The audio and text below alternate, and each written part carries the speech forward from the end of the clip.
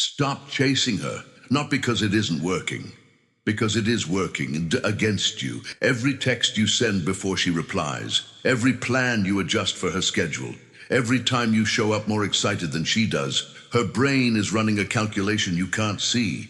And the result of that calculation is always the same. He needs me more than I need him.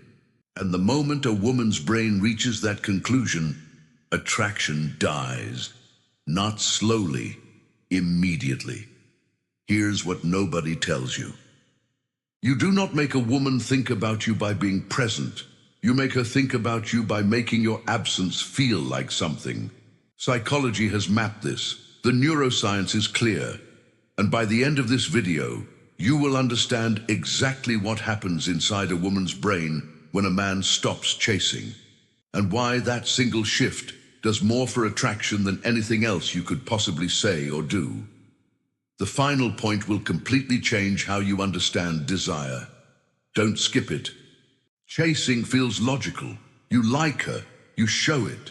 You stay consistent, you make yourself available. You think if she just sees how much I care, something will click. But desire doesn't work on logic. It works on neurochemistry, and neurochemistry has one rule that overrides everything else. We crave what we are not certain we have. The brain's dopaminergic reward system, the same system responsible for addiction, ambition, and obsession, is not activated by guaranteed rewards. It is activated by uncertain ones. When you chase, you remove the uncertainty. You hand her the answer before she even asked the question. And a brain that already has the answer stops searching. Stop giving her the answer. Here are the 5 psychological principles that make a woman think about you constantly without you chasing a single second. Principle number 1. Your absence must mean something. Most men think being available is a virtue. In friendship, yes. In attraction, it is a trap. When you are constantly available, your presence becomes the baseline. It is expected. It is background noise. Her brain does not register something it can always count on as valuable. It registers it as furniture. But the moment your presence is not guaranteed, she notices the gap, and nature abhors a vacuum, especially an emotional one. Her mind rushes to fill that gap with thought, with questions, with replay. Why hasn't he texted? Is he busy? Did I say something? Is he talking to someone else? You did not manufacture that spiral. Your absence did. This is not about playing games. This is about having a life so full, so genuinely engaging, that you are not always available, because you're always somewhere worth being. When your absence means something, your presence becomes an event. Principle number 2, stop performing. Start being. Ask yourself honestly, when you are around her, are you being yourself? Or are you performing a version of yourself you think she wants? Are you laughing slightly louder than you normally would? Choosing words more carefully? Staying in conversations longer than you want to? Agreeing with things you don't actually agree with? That is performance, and she can feel it. Not consciously. But her nervous system detects inauthenticity the same way it detects physical danger, as a low-level threat that makes her guard go up without knowing why. A man who is performing for her approval is a man whose identity depends on her response. And a man whose identity depends on her response is a man whose inner world she now controls.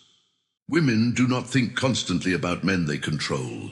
They think constantly about men they cannot figure out. Stop performing. Show up exactly as you are. Opinions intact, energy undiluted, presence unedited. The man who doesn't shrink himself for her approval is the man she cannot stop turning over in her mind. Principle number 3, create a loop she cannot close. The human brain has a documented obsession with unfinished things. In 1927, psychologist Bluma Zygarnik discovered that people remember interrupted tasks far better than completed ones. The brain keeps an open file on anything unresolved, cycling back to it, returning to it, unable to file it away. This is called the Zeigarnik effect, and it is one of the most powerful forces in attraction. When a conversation ends at its peak, not after it has exhausted itself but while it is still alive, she is left holding something unfinished. Her brain keeps the file open. It returns to the conversation, to you, looking for resolution that hasn't come yet. End conversations while they're still good. Leave before the energy drops. Reply with something that invites a response. Then wait. Do not close every loop. Do not answer every question completely. Do not stay until there is nothing left to say. The open loop is not a trick. It is an understanding of how the brain assigns priority. And right now, the men who close every loop are the ones she forgets by morning.